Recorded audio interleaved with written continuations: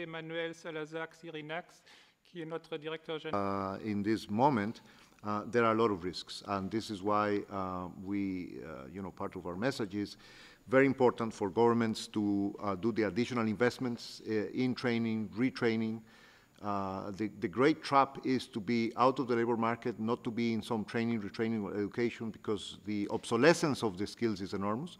The statistics is very clear that the probability of getting a job, the probability of actually getting employed by employers is higher in the first month or two, but as you go beyond 6 months, beyond 1 year, the curve totally comes down, and there's very low probability. So you can really get trapped into a situation that affects not just your next job, but the jobs that you can have in the future. Little table. It's not even a table. It's just no. Even though in terms of the numbers, you might think we're not showing much new under the sky, it is a very bad situation.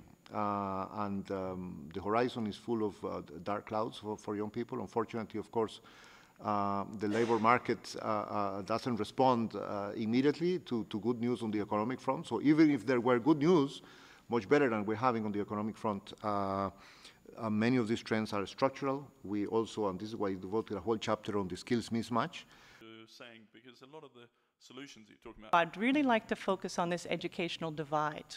The educational divide not only between the developed economies and developing economies, but also within developing economies themselves.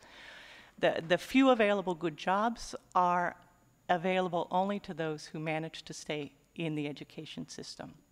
And these are mostly the young people that benefit from this growing middle class. No data for China, given that the previous Director General, Mr.